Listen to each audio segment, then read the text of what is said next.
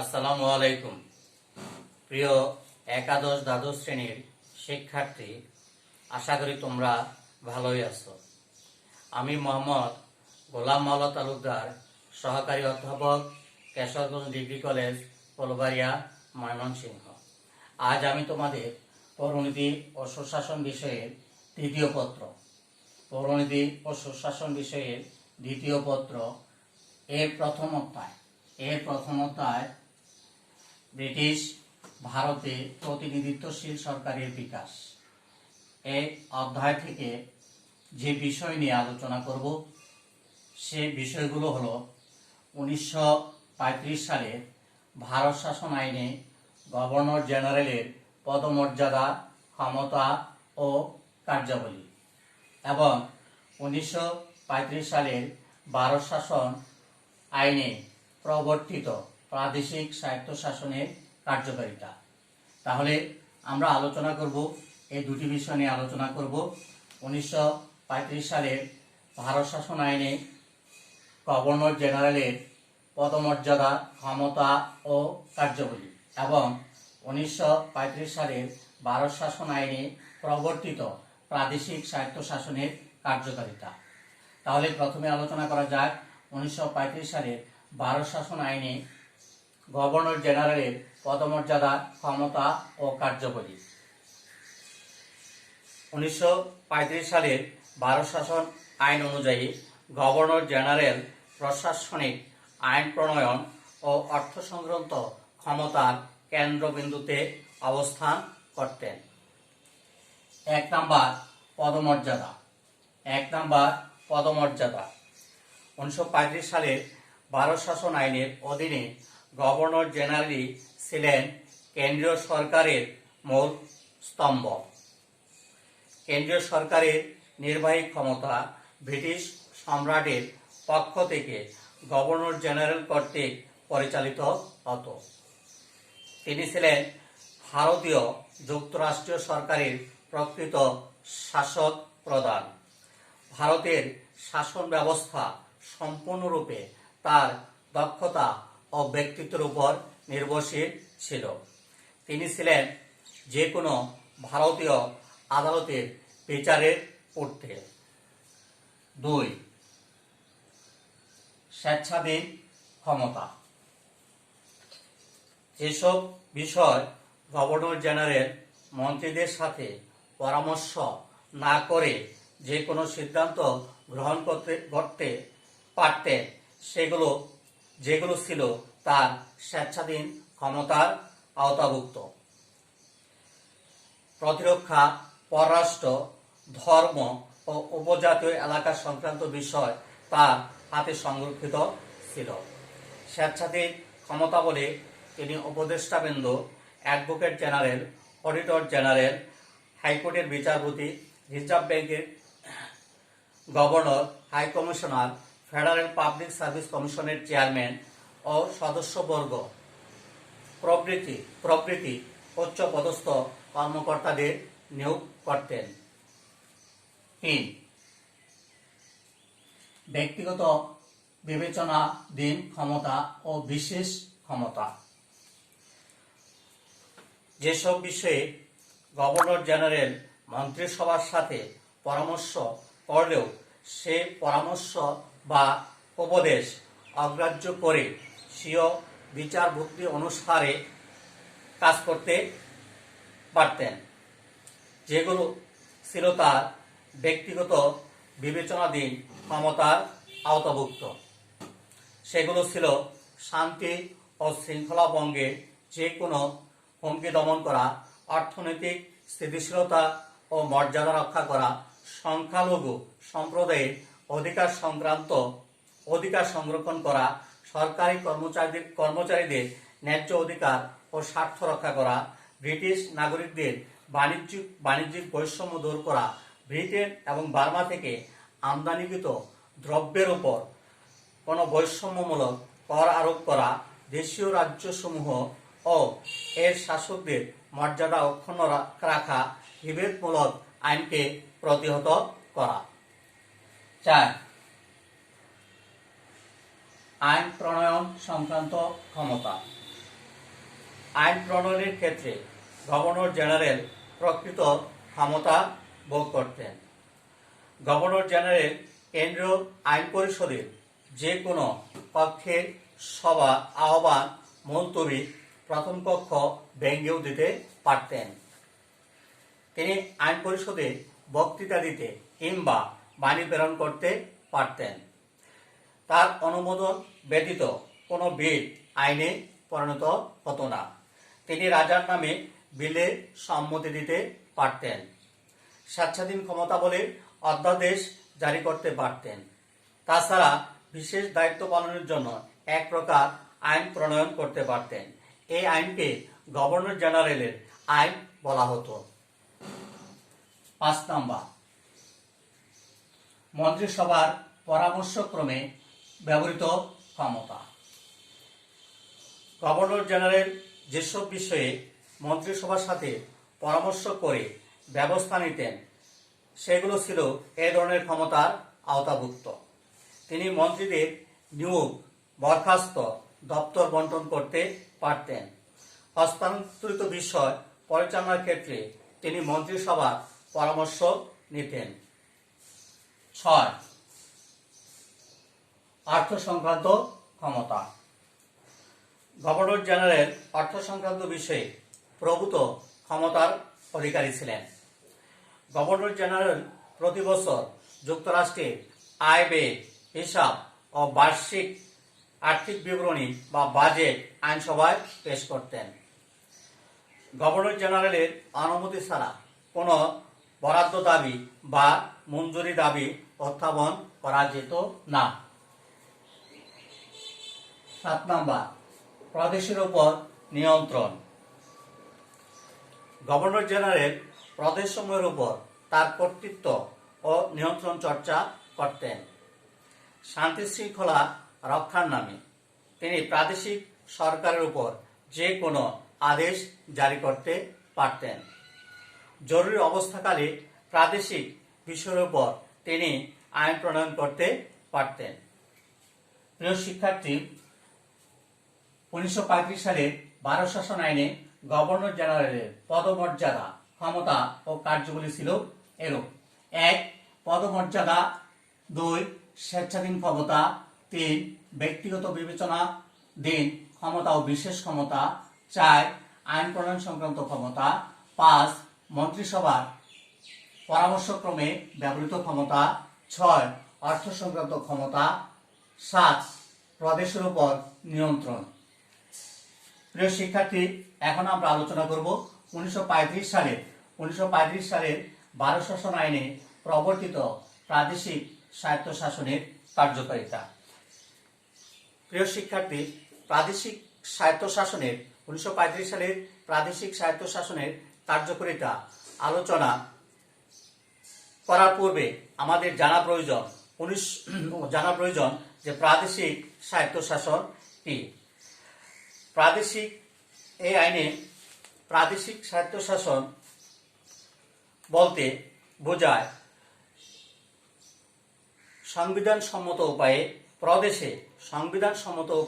প্রদেশে স্বশাসন প্রতিষ্ঠা, অর্থাৎ সংবিধানের আওতায় কেন্দ্রীয় সরকারের নিয়ন্ত্রণ মুক্ত থেকে প্রাদেশিক সরকার পরিচালনার ক্ষমতাকেই প্রাদেশিক স্বায়ত্তশাসন বলে।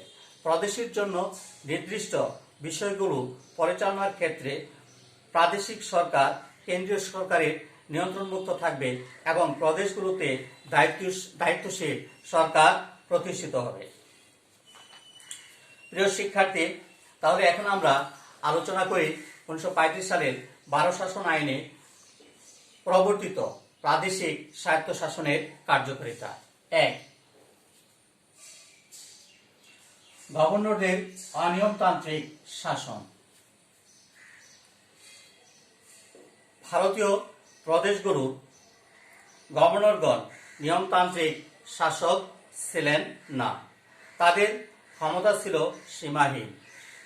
গভর্নরগণ যে কোনো সময়ে প্রাদেশিক মন্ত্রিসভার পরামর্শ অগ্রাহ্য করে শাসন পরিচালনা করতে পারতেন। 2, গভর্নরদের জবাবদিহিতার অভাব। গভর্নরগণ ব্রিটিশ রাজ কর্তৃক নিয়োগপ্রাপ্ত ছিলেন। গভর্নরগণ তাদের কার্যাবলীর জন্য মন্ত্রিসভার নিকট জবাবদিহি করতেন না। 3. বিশেষ দায়িত্ব পালন সংক্রান্ত ক্ষমতা। প্রাদেশিক গভর্নরগণ তাদের বিশেষ দায়িত্ব পালনের সময় মন্ত্রিসভার সাহায্য ছাড়াই যে কোনো সিদ্ধান্ত গ্রহণ করতে পারতেন। এ বিষয়ে আইনসভার সম্মতির প্রয়োজন হতো না। 4. প্রাদেশিক শাসনের হস্তক্ষেপ। প্রাদেশিক গভর্নরগণ তাদের স্বেচ্ছাধীন ও স্ববিবেচনাপ্রসূত ক্ষমতা প্রয়োগের সময় গভর্নর জেনারেল ও ভারত সচিবের দ্বারা নিয়ন্ত্রিত হতেন। গভর্নরের মাধ্যমে ব্রিটিশ সরকার প্রাদেশিক বিষয়ে হস্তক্ষেপ করার সুযোগ পেতেন। 5 নম্বর, গভর্নর জেনারেলের এজেন্ট। প্রাদেশিক গভর্নরগণ গভর্নর জেনারেলের এজেন্ট হিসাবে কাজ করতেন এবং তার নিকট দায়ী থাকতেন। জরুরি বিষয়ে আইন প্রণয়ন করতে পারতেন। গভর্নর জেনারেলের পূর্ব সম্মতি নেওয়ার প্রয়োজন হতো না। 6 নম্বর, অধ্যাদেশ জারির ক্ষমতা।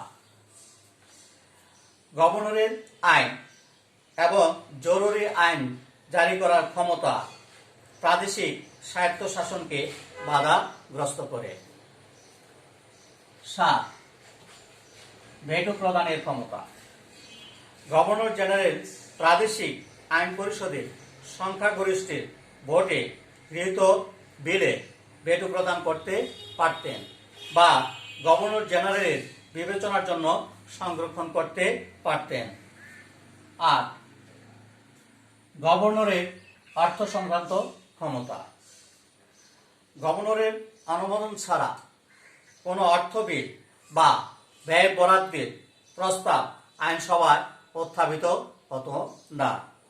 আয় ব্যয়ের 70% বরাদ্দের উপর প্রাদেশিক আইনসভার কোনো কর্তৃত্ব ছিল না। 9 নম্বর, সীমিত ক্ষমতাসম্পন্ন প্রাদেশিক আইনসভা। 1935 সালের 12 শাসন আইনে প্রাদেশিক আইনসভাগুলো ক্ষমতা ছিল নানা দিক থেকে সীমাবদ্ধ। গভর্নরগণ প্রাদেশিক আইনসভার আহ্বান স্থগিত ও ভেঙে দিতে পারতেন। গভর্নরগণ প্রাদেশিক আইনসভার আহ্বান স্থগিত ও ভেঙে দিতে পারতেন।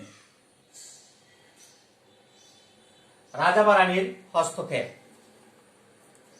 প্রাদেশিক আইনসভায় গৃহীত বা গভর্নরের সম্মতিপ্রাপ্ত বিল ব্রিটিশ রাজা বা রানী নাকচ করে দিতে পারতেন। 11. আইন শৃঙ্খলার ক্ষেত্রে। আইন শৃঙ্খলা ও সংখ্যালঘুদের অধিকারের বিষয়ে প্রাদেশিক স্বায়ত্তশাসন ছিল পুরোপুরি অর্থহীন। এ ব্যাপারে প্রাদেশিক মন্ত্রিসভার কোনো ক্ষমতা ছিল না। 12 নম্বর, ভারত সচিবের নিয়োগ ক্ষমতা।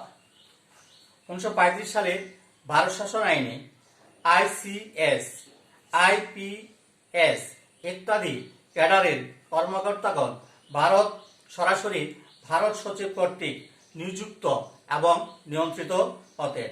এসব কর্মকর্তার উপর প্রাদেশিক সরকারের কোনো কর্তৃত্ব ছিল না। প্রিয় শিক্ষার্থী, বহুবিধ সীমাবদ্ধতা থাকা সত্ত্বেও ভারতের শাসনতান্ত্রিক সমানাধিকারের ক্ষেত্রে 1935 সালের 12 শাসন আইন খুবই গুরুত্বপূর্ণ। এই আইনের কিছু অংশ গ্রহণ করে 1947 সালে ভারত ও পাকিস্তানের সংবিধান রচিত হয়। 1935 সালের 12 শাসন আইনে সর্বভারতীয় যুক্তরাষ্ট্রের অধীনে প্রাদেশিক স্বায়ত্তশাসন প্রবর্তন করা হয়। কংগ্রেস ও মুসলিম লীগের ঐকান্তিক ইচ্ছা থাকা সত্ত্বেও গভর্নর জেনারেল গভর্নর এবং ভারত সচিবের অযাচিত হস্তক্ষেপের ফলে প্রাদেশিক স্বায়ত্তশাসনের কার্যকারিতা ব্যর্থতায় পর্যবসিত হয়। পরিশেষে আমরা একথা বলতে পারি 1935 সালের 12 শাসন আইনে যে প্রাদেশিক স্বায়ত্তশাসন প্রবর্তন করা হয়েছিল, বাস্তবে তাহা ছিল একটি প্রহসনমূলক প্রাদেশিক স্বায়ত্তশাসন। বাস্তবতা ছিল তার ভিন্ন রূপ। প্রিয় শিক্ষার্থীবৃন্দ, 1935 সালের 12 শাসন আইনে প্রাদেশিক স্বায়ত্তশাসনের কার্যকারিতার যে পয়েন্টগুলো, সেগুলো আবার আমরা একটু পাঠ করছি। 1 নাম্বার গভর্নরদের অনিয়মতান্ত্রিক শাসন। 2 নাম্বার গভর্নরদের জবাবদিহিতার অভাব। 3 নাম্বার বিশেষ দায়িত্ব পালন সংক্রান্ত ক্ষমতা। 4 নাম্বার প্রাদেশিক শাসনে হস্তক্ষেপ। 5 নাম্বার গভর্নর জেনারেলের এজেন্ট। 6 নাম্বার অধ্যাদেশ জারির ক্ষমতা। 7 নাম্বার ভেটো প্রদানের ক্ষমতা। 8 নাম্বার গভর্নরের অর্থ সংক্রান্ত ক্ষমতা। 9 নাম্বার সীমিত ক্ষমতা সম্পন্ন প্রাদেশিক আইনসভা। 10 নাম্বার রাজাবাড়ানির হস্তক্ষেপ। 11 নাম্বার আইন শৃঙ্খলা ক্ষেত্রে। 12 নাম্বার ভারত সচিবের নিয়োগের ক্ষমতা। প্রিয় শিক্ষার্থী, এখন তোমরা বাড়ির কাজ দিবে। বাড়ির কাজ লেখো। অনুধাবনমূলক প্রশ্নের উত্তর লিখবে। 1 নাম্বার গভর্নর জেনারেলের স্বেচ্ছাধীন ক্ষমতা কি? 2 নাম্বার গভর্নর জেনারেলের অর্থ সংক্রান্ত ক্ষমতা কি? 3 নাম্বার 1935 সালের 12 শাসন আইনে প্রাদেশিক স্বায়ত্তশাসনের বাস্তবতা কি ছিল? আমি আবার বলছি। 1 নাম্বার গভর্নর জেনারেলের স্বেচ্ছাধীন ক্ষমতা কি? 2 নাম্বার গভর্নর জেনারেলের অর্থ সংক্রান্ত ক্ষমতা কি? 3 নাম্বার 1935 সালের 12 শাসন আইনে প্রাদেশিক স্বায়ত্তশাসনের বাস্তবতা কি ছিল? 1935 সালের 12 শাসন আইনে প্রাদেশিক স্বায়ত্তশাসনের বাস্তবতা কি ছিল? প্রিয় শিক্ষার্থী, ভালো থাকো, সুস্থ থাকো। আসসালামু আলাইকুম।